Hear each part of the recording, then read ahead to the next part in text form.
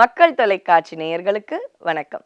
தெய்வ திருக்கல்யாணம் பகுதியில ரொம்ப அழகா கலியுகத்தில் வாழும் நாம் மனதார துவாபர யுகத்திற்கே சென்று ருக்மிணி கிருஷ்ணனுடைய திருமண வைபவத்தை கேட்டு திளைத்து கொண்டு இருக்கின்றோம். இப்ப அந்த இடத்துல ஏன் அவள் அந்த கடிதத்தை நரசிம்மா அப்படின்னு எழுத துவங்குகின்றாள் அப்படின்ற இடத்துல தானே நேத்தி அந்த சுவாரஸ்யத்தை விட்டோம். தெரிந்து கொள்ளலாம்.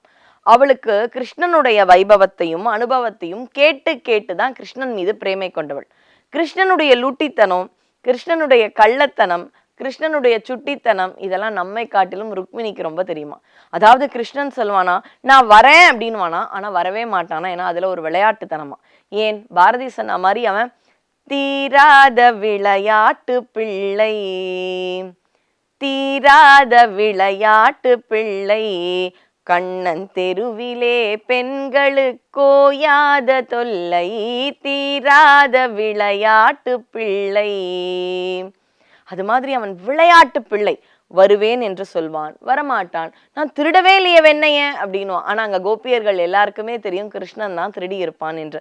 திருட மாட்டேன் என்று சொல்வான், திருடுவான். இப்படி எல்லாமே அவனுடைய சுட்டித்தனம் அவளுக்கு தெரியும்.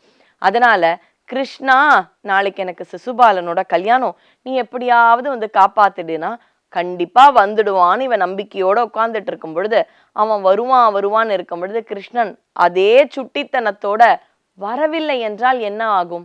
அடுத்த நாள் அந்த ருக்மிணிக்கு சிசுபாலனோடு திருமணம் ஆகிவிடும். அது நடக்கக்கூடாது இல்லையா? அதனால கிருஷ்ணான்னு போடுறதுக்கு அவளுக்கு கொஞ்சம் யோசனையா இருந்தான். ராமான் போடலான், ரான்னு போட்டாலாம். ராமன் யாருக்கு மட்டும்? சீதைக்கு மட்டும்தான். ருக்மணி தான் சீதையாக வந்தாள். ஆனால் ராமன் என்றாலே அந்த இடத்துல வரும் வார்த்தை என்ன? சீதை மட்டும்தான். அதனால ராமனை அவள் சொல்லவே இல்லையா. முன்னாடி இருக்கிற பரசுராமரை சொல்ல முடியுமா? அவர் வந்து தாய் தந்தைக்காக இருந்தவர். அதற்கு முன்பு வாமனர் அவதாரம் இல்லை. சரி, நரசிம்மான்னு கூப்பிட்டு பார்க்கலாம். அப்ப ஏன் நரசிம்மா?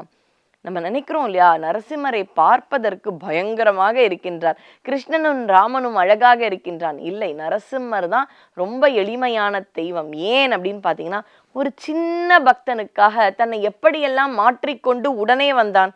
காலையில வரக்கூடாது, சாயந்தரம் வரக்கூடாது. யாரு? ஹிரண்யகசிபு போட்ட அத்துணை நிபந்தனைக்கும் கட்டுப்பட்டு அல்லவா பிரகலாதனை காப்பாற்றினான்.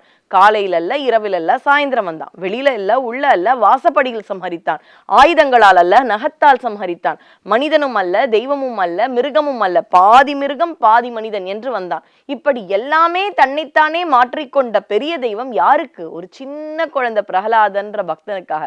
அதனால இவ யோசிச்சாலாம், ஒரு சின்ன குழந்தை பிரகலாதன் ஹரி அப்படின்னு சொன்னதுக்கு ஏமாத்தாம வந்த தெய்வம் யாரு? நரசிம்மன். அதனால நரசிம்மான் போட்டா கிருஷ்ணனுக்கு அவனோட கமிட்மெண்ட் ஞாபகம் வருவான். இந்த சமயத்துல நம்ம விளையாடக்கூடாது. நரசிம்மரா எப்படி அந்த க்ஷண நேரத்தில் பிரகலாதனை போய் நாம் காப்பாற்றினோமோ அது மாதிரி ருக்மணியை காப்பாற்ற வேண்டும் என்று அவனுக்கு அந்த ஞாபகம் வந்து விடுமாம்.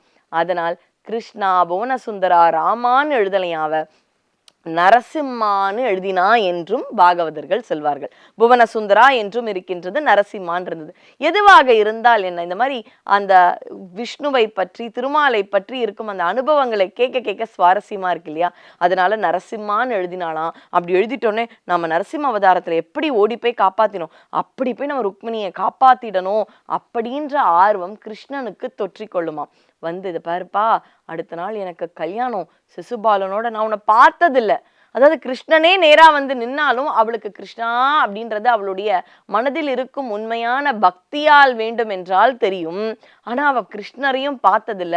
ஆனா இத்தனை 5 சகோதரர்கள், தந்தை, பெரிய ராஜ்யம் எல்லாம் விட்டுட்டு நீ என்னை எப்படியாவது கூட்டிட்டு போயிடே அப்படின்ற அளவு தன்னை முழுமையாக அர்ப்பணித்தாள். அதுதான் சரணாகதி லட்சணம். எப்படி பாஞ்சாலி அந்த பெரிய அரசவையில் அந்த துச்சாதனன் துகிலுரிக்கும் பொழுது கொஞ்சம் கொஞ்சம் தன்னுடைய மானத்தை தான் காக்க போராடினாள். ஆனால் ஒரு கட்டத்திற்கு மேல் அந்த மானம் தன் கையில் இல்லை என்று வரும் பொழுது 2 கைகளையும் சென்னியின் மேல் வைத்து, அதாவது தலைக்கு மேலே அழகா வைத்து கொண்டு கோவிந்தா என்று தன்னை முழுமையாக அர்ப்பணித்தாளோ அது மாதிரி இந்த இடத்துலயும் ருக்மணி அப்படியே முழுமையா அர்ப்பணிக்கிறான்.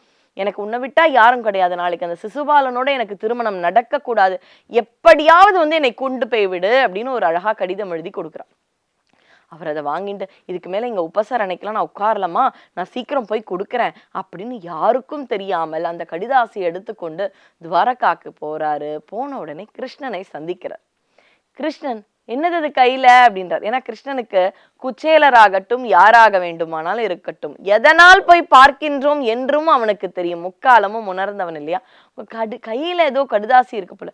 ஆமா கிருஷ்ணா, இது வந்து ருக்மிணி உனக்காக யாருக்கும் தெரியாம எழுதி கொடுத்துருக்கா அப்படின்னு ரொம்ப யாருக்கும் தெரியாம ரகசியமா கொடுக்கறாராம்.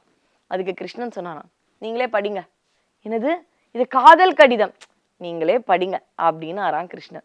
ஒரு கடிதம் அப்படின்னும் பொழுது இந்த அலுவலக ரீதியாக வர கடிதத்துல பர்சனல்னு போட்டுருவாங்க. அப்படின்னா யாரு, அது யாருக்கு எழுதப்பட்டிருக்கோ அந்த சொந்தக்காரர் மட்டுமே படிக்க வேண்டிய ஒரு அலுவல் கடிதம்.